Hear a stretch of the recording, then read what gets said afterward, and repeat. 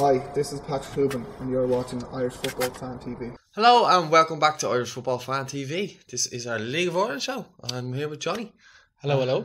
It's been a while since we did a League of Ireland show. There's been so much going on. Yeah, where do you even start? Between the World Cup, the break, Work. you name it. The weather is adding to a lot of things as well. Yeah, but we're here again. Yeah, and happy to be back. Absolutely. I suppose Friday Night really is going to grab a lot of the attention, isn't it? Really, the top of the table tie. Yeah, I actually couldn't get to a game last week, so it was actually really nice to have RTE showing the game. Yeah, no, likewise. I was travelling at the time, so it was nice just to watch it on the player. And I will be forgiven because I thought by the TV that was Pat who got his 20th league goal. He didn't. We'll still give it to him, won't we? Dundalk are giving it to him, so he was there or thereabouts. Yeah. All you can really ask for a top of the table clash, I think. Yeah. In terms of kind of edge to the whole game, you could sense how much it meant to them. The Oriel Park was bouncing. The place was full of Dundalk fans. The place there's that real rivalry. I love it. Yeah, there's that needle, that spite. We've compared it to Arsenal United in the noughties. A lot of times, I think it is a good description because there is kind of appreciation, but at the same time, there's a real niggle, and they really don't like each other. Yeah. And it's shown on the pitch. It was again, from one of those games where you were engrossed to it without being probably the best game of football, if that makes sense. Yeah. Dundalk probably did enough to get the win, to be fair, what a ball by Duffy into Adoran. Yeah, and the finish. The finish was just incredible, really. And it was two pieces of magic, really. Down the left wing at the start of the second half and at the end of the second half that are the difference, really, isn't it? Yeah. When you look at it with Dorjan, like I spoke to a couple of the Dundalk players and they just say he's fantastic in training. Like he looks amazing, but the problem is he can't take a challenge. Yeah, that's what their big thing was. I thought he got a bit of unnecessary criticism in terms of the TV coverage. There's a lot of people wanting him taken off at half time, and he answered them straight away with a piece of magic. I think he's a player that you can't question his technical ability. He looks beautiful with his touches and his passing. Yeah, beautiful finish. I think it's confidence more than anything, really, isn't it? But he is that type of player that is that difference between a draw in that sort of game and a win. He has that piece of magic, and sometimes when you have a player like that, you have to kind of appreciate that they're not going to be jumping into tackles and pressing like mad, that you do have to almost a luxury player, if that's the right description, where you need to just bear with them and let them grow and let them dictate, because they will do game changing moments.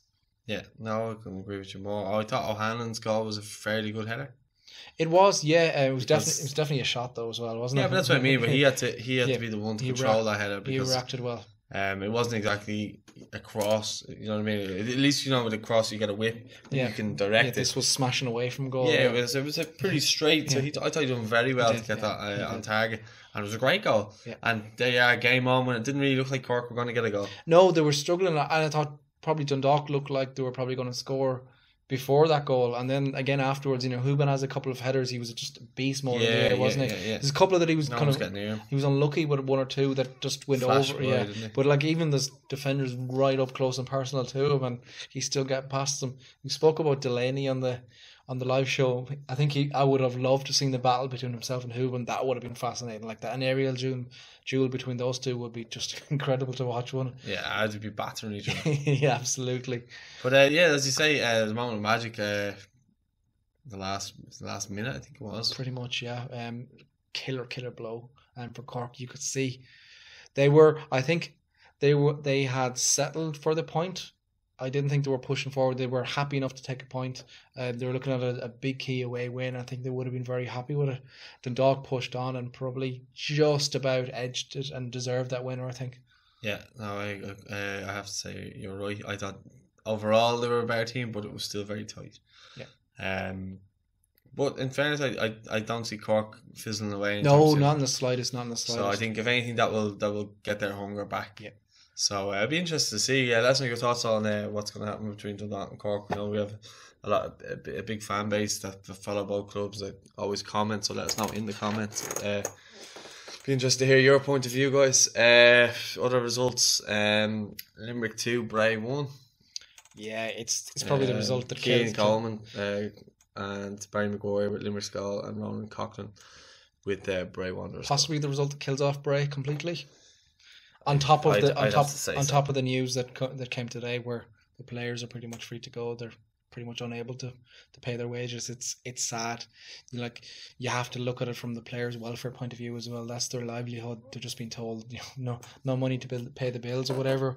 Yeah. You have to look at that human aspect. It's a situation that shouldn't happen again. It's actually infuriating to see it like it happened last season.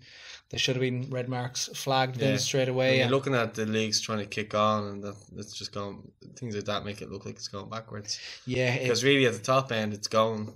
And you would, part of me, it's wonderful to see our clubs involved in European action, but you look at the prize money for just even entering some of the European competitions as opposed to what teams at the bottom will get. My only fear is, look, don't get me wrong, it's wonderful to see our bigger teams, showing off their skills in Europe, and we hope there's long European runs and we get some massive games here in this country. But my only little concern is that gulf from top to bottom is going to get wider and wider and wider. So I think it's an important aspect for the club or for the league to try and sort out. But horrible news, and particularly it appears that a lot of the players found out on Twitter from a club statement. That's just. But Limerick seems to be in the same situation. Limerick don't seem to be too rosy. There's a lot of whispers coming out there a couple of weeks ago. They reviewed that then and said no, it wasn't as bad as what they were going to make out. I don't really know what's the. Yeah, but it seems so. A few players left. I know their goalkeeper Clark. He went back to Pats. Clifford went to Pats as well. Yeah. So there was a couple of things. There's been a lot of signings, hasn't there? There's a lot of signings popping up left, right, and centre. Yeah, and obviously Patrick McElhaney signed back for Dundalk, and what a player he was last season. Absolutely. And everyone was worried about how they're going to replace him, so they brought him back. Have him back now. That's one way to do it. Yeah, for sure. Another result: Bows won, Pats 0. A game that we probably would have been to, but obviously we'd love to go if it wasn't for personal things and off. I would have loved to have gone up to Oriel just for that. But it's just impractical on a Friday evening after work. Sometimes we gotta work, guys. Would have won in one traffic, and the fact that it was an early kickoff as well for television meant that it would have been impossible. So the Dublin Derby would have been Pats Bows. What a goal! Yeah, I couldn't believe that he didn't celebrate it more. If I scored like that, I'd be running around the place. He looked pretty muted. He talked about letting your football do the talking. It was an incredible hit. Jesus. Top bin. What a goal to win a game, and huge result. Both teams actually have been a little bit wobbly and haven't been in the best of form, or spirits around the club hasn't been. I think there's some stuff going on between the management and the players, because there seems to be a little bit of, I've seen Tyson Farrago left by mutual consent, and a couple of other players left. Owen Garvin left there recently enough. I don't know if that was true management stuff, but there is players coming and going, and it seems like they're trying to get their shit together. Yeah, well, look, nothing's going to be rosy when results are as bad as they have been for both clubs. Has it really? Even you start to notice among the fans is a real sense of almost despair. A huge frustration. Both teams really in that, and I suppose Bows will be full of confidence now after that's a massive result for them. But it's another away loss for Pats, and until they get their away form sorted, it's going to be an issue for them, because they're trying to kick on. Yeah. They've got serious players in the squad. Yeah. I mean, we always go and enjoy watching them because they always play good football, and they have good players in that team. They do. When you're looking at Ryan Brennan, Dean Clark always performs. I don't know whether that's we're down there or not.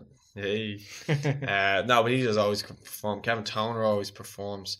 They've got good players all over the place there, and I was just surprised that they're not winning more games. Yeah, I think it's confidence is a lot of it. Really, and you can nearly couple both teams together. They're both kind of similar type teams. They both like to try and play good football. They both have very good attack and skillful players, but there seems to be something missing really just to get them over the line. And teams are starting to kind of come and sit a little deeper and then just do them on the break. And we've watched various teams do that to both teams, both Bows and Pats. Yeah. So I suppose you could say at times both teams have been very lucky this season. Unlucky. Young squads as well. Yeah. No, absolutely. Well, actually, Pats have more of a mixed squad.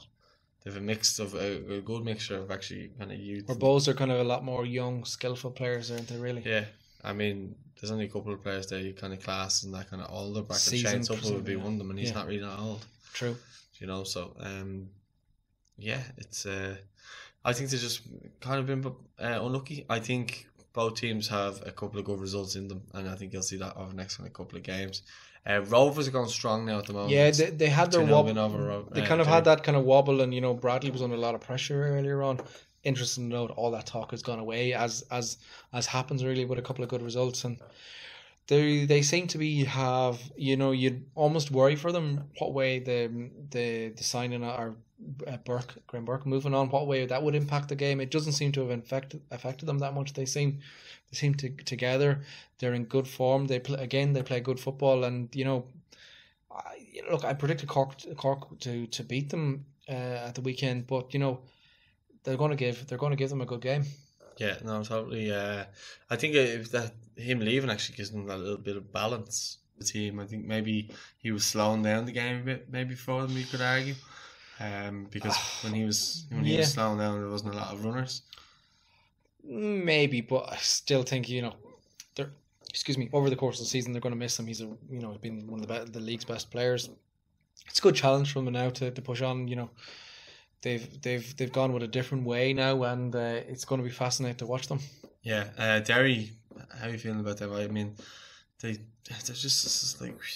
It's very hard to kind of down. Yeah, and like there was the whole at the start of the season with the move into the new stadium, the delays in that, and then we had all the delays with weather issues, and then they came strong. Yeah, they came strong, quite strong. And you think they're going to go here, and then they dropped away, and then they come back again. Cork just moving on again. That's another challenge. Like it's almost like the season starts again in a weird type of way, because a lot of teams have completely different squads, or there's been 2 or 3 changes in personnel to their squad, so that's another thing for them to adapt. I watched them a couple of times. I think it's only really once I got to watch them in flesh up at Bowes, and they were very professional. They started the game nice and compact, then got 2 quick goals and controlled the game after that. They're always going to be a challenge where they play. Consistency really is the key really for them. Are they going to keep that performance all the way through and really push on to the next level? Yeah, because they've got good players. You've Patterson, you've got McAniff, you've got the Hale brothers. Yeah, they've got good players. Yeah. The thing about them is they always get rid of their top players. They always seem to move on. There's a revolving door Duffy, there. McElhenney, all these types. McNamee's gone to Cork. Yeah. All these players. So it's a shame, because you wonder if they had kept or held on to these players, where they would be. But it is what it is. Yeah. The last game I suppose we'll talk about is Waterford and Sligo. 3-2 to Waterford. The goal scorers were Abora, John Martin, and Heary for Waterford, and then Adam Wickstead, who's actually a follower of the show, and Seamus Sharkey. But then all 5 goals were scored in 33 minutes. Yeah, there was a blitz of goals there, really, wasn't it? I was just going to half follow in the game, and Sligo pushed hard for late equaliser and just weren't able to get over the line. Good result for Waterford. It kind of keeps them on track again. We spoke up about them earlier. I think it was one of the questions in the live tour. Would they keep that Europa spot? That's the type of result that they need. Because that's a different aspect. We saw them start the season blitzing teams out of it, playing free flowing football, etc. This is now kind of there's a baton really at the end to hold out. So yeah, no, master result for them. Yeah, I thought Waterford shown great grit to go there and win. Yeah. It's obviously a tough place to go to showgrounds. Not many people like going there. Last time I seen Sligo was against Pats with yourself, and they looked very good that day. They did. Yeah, I mean, we haven't really got to see much Sligo this season, but I thought that day they were really good. I think I've seen them about 2 or 3 times now. That's right, and they've always been kind of very, very effective. The best performance we saw was against Pats there, a couple of weeks ago. Yeah, Patrick McLean was delighted with his flying volley. Absolute screamer. Is that a once-off? Patrick's a nice lad. Yeah. Follower of the show and all that. We'll try and keep all our followers happy. It was a beautiful finish. It was, definitely one for the scrapbook. But yeah, no, that they have a nice mix. They're always defensively very solid. I know they let in 3 goals here, but usually they're quite solid. And then they're pretty much counter-attacking, and they are very effective. Probably missing another bit of spark, a bit of creativity up front. But look, God, there's 5 or 6 teams in the league like that we say that about, isn't there? Yeah. It's just an ongoing thing with them. I think maybe if they could pick up someone now in the transfer window, they might start getting more goals and push up the table, which is what essentially they'll be looking to do. Because there's a block of teams there that can go up and down. You know, it's so crammed there. Yeah, it's great to see Doofus back for Waterford as well. Yeah, so he's back to the end of the season now as well. Yeah, that's good to see. So we'll actually maybe try and get a chance to get an interview with him. So Waterford fans, keep an eye out for that. Absolutely, it is in the pipeline. Not confirmed yet as of the moment, but we'll battle on. Yeah, I think that's really it for this week's episode of our League of Ireland show. We hope to continue this weekly now, and hopefully have it out every Wednesday around 8 or 9 in the evening. So make sure you keep your eyes peeled for that. If you haven't subscribed already, make sure you head over and subscribe now. Click the button. Should be a nice little round bubble around here. Just over Keno's head, I'd say. It's just there. Yeah, Tip his head. He won't mind. Yeah. So over there, if not, there's a little watermark in the corner. Click that, and that will help you subscribe. If you haven't followed us on social media, go and do that now. All links are in the bio. And as always, thanks for watching. Talk to you soon.